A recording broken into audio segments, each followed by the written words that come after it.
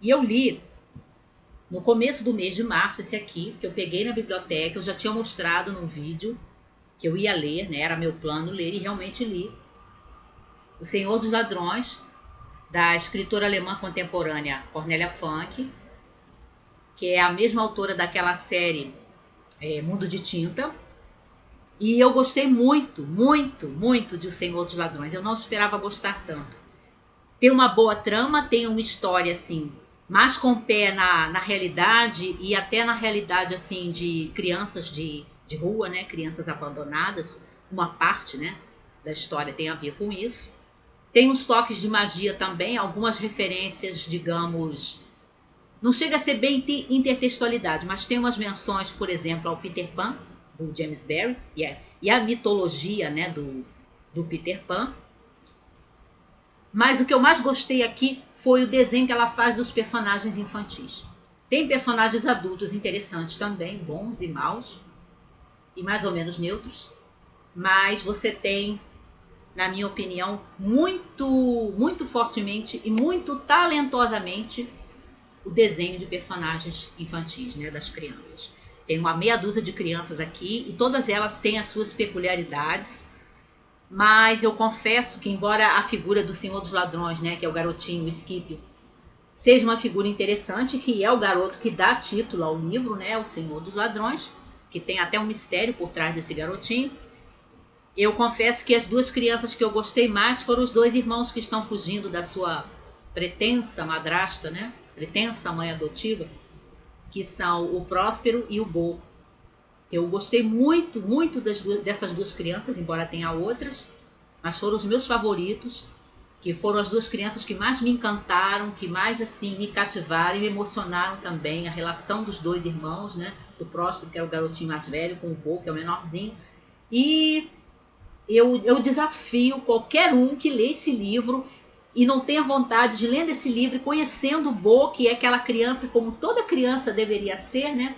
É um garotinho cheio de energia, espivitado, irrequieto, alegre, espontâneo, inocente, né? Carinhoso, teimoso às vezes. E eu desafio qualquer um a ler esse livro e não ficar com vontade de entrar dentro do livro, pegar o Bo no colo e encher de beijos. Porque foi o que eu tive vontade de fazer. Eu tive vontade de pegar esse garotinho, que ele fosse real e pegar ele no colo. Uma graça, amei, amei. Muito bom. Também li da biblioteca esse aqui, que eu nunca tinha ouvido falar. Foi na Primavera, da escritora contemporânea italiana Angela Nanetti, com ilustrações do Roberto Inocente, como essa aqui, da ilustração da capa. Não tem muitas ilustrações, mas as que tem são muito cuidadas, muito elaboradas. Parecem telas daqueles pintores do Renascimento. Muito bonitas mesmo. Feitas assim com esmero, com requinte. E o que é esse livro Foi na Primavera?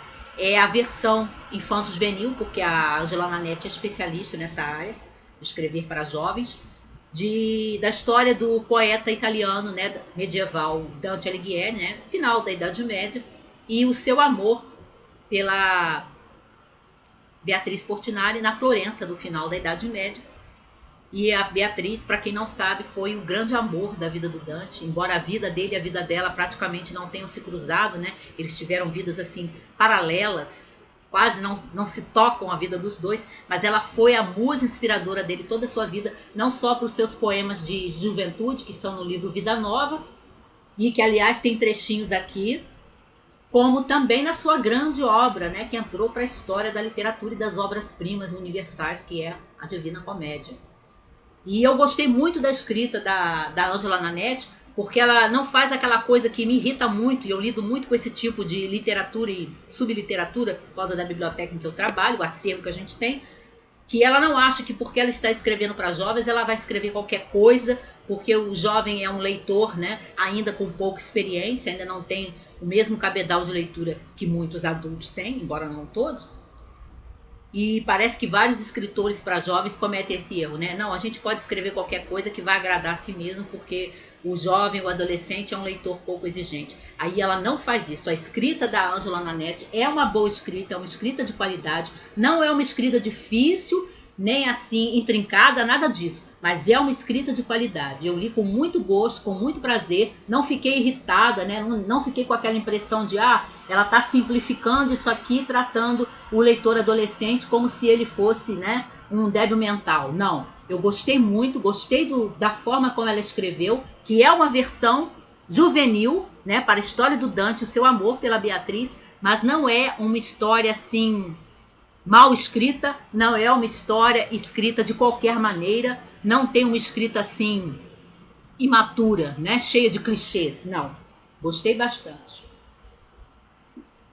Depois eu li os meus livros, né, ao longo do mês de março. Eu li esse aqui, que foi um dos presentes da Salete, Clube do Livro do Fim da Vida, que é a história real desse autor, né, eu não sei pronunciar o nome dele, Will Ishwalbi. Provavelmente eu estou pronunciando errado aqui. E é a história que ele conta sobre a relação dele com a mãe, que a mãe ficou muito doente, né? E nos últimos anos de vida dela, ela era periodicamente internada no hospital e ele ia visitá-la, ele e os outros irmãos, né? Porque era uma família razoavelmente grande. Mas a relação dele com a mãe nessa questão da leitura, né? Como é que os dois criaram uma espécie de clube particular de leitura. E aí tem várias menções a livros e as impressões dele sobre os livros. Às vezes faz até uma pequena sinopse, né? Eu não concordei com as opiniões deles, opiniões positivas sobre alguns dos livros, eu confesso. Né? Alguns dos livros que eles elogiaram aqui eu particularmente não concordo. Mas é bem interessante, é gostoso de ler. O único senão para mim, da minha experiência pessoal enquanto pessoa, não estou nem falando da questão de leitora não, é que os trechos dele comentando a evolução da doença da mãe e a hospitalização da mãe, né, aquela internação periódica no hospital, os exames que ela fazia, eu tive essa experiência com a minha mãe nos últimos anos de vida dela e isso é uma coisa que mexe muito comigo. Então eu pulei um pouco essas partes, porque eu achei que eu me deixasse muito deprimida. Então essas partes da doença, da descrição da doença, da evolução da doença, dos tratamentos da doença, eu realmente não li com atenção. Eu fui lendo assim por alto, porque eu acho que eu não tenho condições de ler isso, porque eu comecei a me lembrar, né, da minha vivência nessa situação. Mas é um bom livro, é um livro também, um livro sobre livros. Depois eu li esse aqui, que é o 4º volume dessa série do escritor inglês contemporâneo Andrew Lane, o jovem Sherlock Holmes. Esse é o 4º volume, O Tempestade de Fogo, que eu estou acompanhando, eu li os outros livros.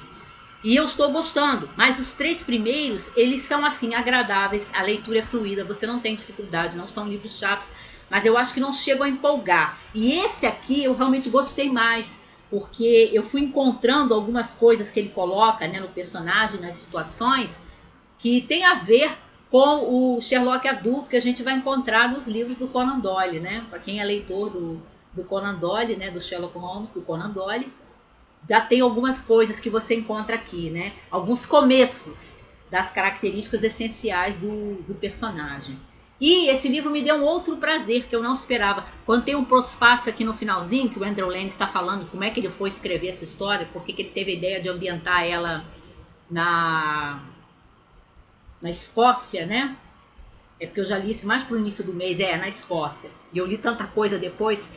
E aí ele fala, né? Cita um livro contemporâneo escrito por um escritor que eu não sei se é inglês ou se é britânico ou americano, que é o cara de cá, que na opinião do Andrew Lane escreveu um livro usando também a figura do Sherlock Holmes no romance que, segundo o Andrew Lane, seria o mais próximo do estilo do próprio Conan Doyle, de todos os que ele leu.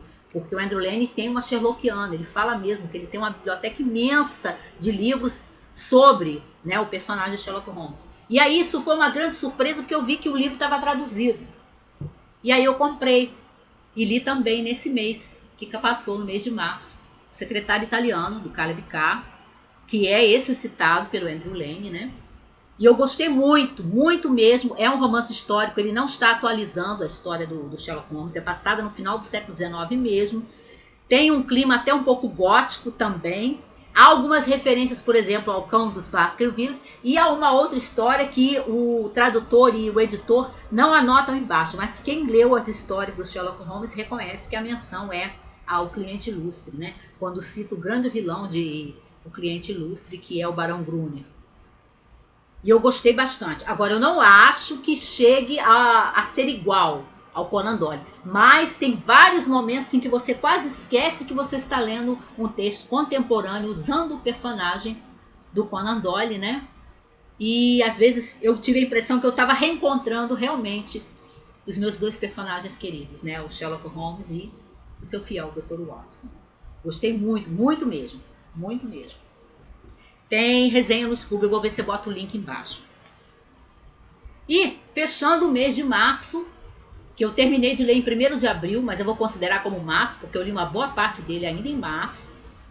Esse aqui que eu devorei, que é da Tess Gerritsen, mais um volume da série dela, com suas duas personagens, né? A detetive Rizzoli e a patologista Ailes, né? A Maura Ailes e a detetive Jenny Rizzoli. O Gélido, que eu acho que, não sei se é o 8º ou o 9º da série que ela escreveu para as duas, né? E eu gostei muito, eu achei a trama desse livro, assim, ao mesmo tempo muito bem elaborada, né? Eu achei bem elaborada, bem montada a trama. Gostei da forma como todas a primeira parte, mais ou menos as 100, 120 primeiras páginas, você tem a impressão que você está entrando num romance assim, com um toque de gótico. Ela cria um suspense, né, na ambientação daquele lugarzinho que parece um fim de mundo e que os personagens não estão encontrando nada, estão encontrando as casas vazias, né? Tudo com aquela impressão de que as casas foram abandonadas, né? Foram abandonadas repentinamente, ainda tem comida em cima da mesa, né? Ainda tem as roupas das pessoas ali dentro das casas vazias. A forma como ela descreve as primeiras 100, 120 páginas, parece que você está começando a ler um romance gótico, né? Entra num ambiente assim que tem um toque de fantástico. Mas não é fantástico, mas ela cria essa sensação de você estar lendo uma história fantástica, uma história beirando o terror. Muito bom, muito bom. Ao mesmo tempo que é bem intrincada, né? Que é bem bolada, bem elaborada, a trama mesmo do livro, a trama policial, com esse suspense todo, com esse clima gótico todo, quase flertando com o gênero do terror, né? Tem momentos assim que quando você vai vendo, né, escavando, à medida que a história continua, você vai ficando assim bem terrificada, né? Bem chocada mesmo. Mas é muito bom, muito bom, muito bom mesmo. O único defeitinho que ele tem, para mim, é que ele tem o mesmo defeitinho que tem o livro anterior, o Relíquias. As duas personagens que eu gosto, né, que é a patologista Maura Ailes e a detetive Jenny Rizzoli, elas passam boa parte da história separadas, né? As duas atuando em ambientes diferentes, cada uma participando de uma parte da ação, né? Sendo uma parte daquele mistério, mas separadamente, a maior parte do livro, né? Elas só vão se encontrar mesmo quase no final do livro. E aí eu não gosto.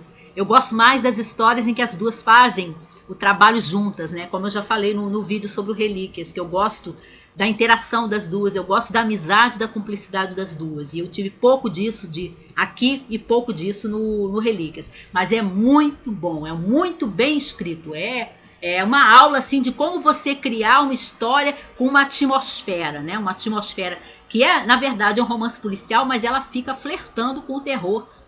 E assim, talvez 1/3 do livro ou um pouco mais. Muito bom, muito bom.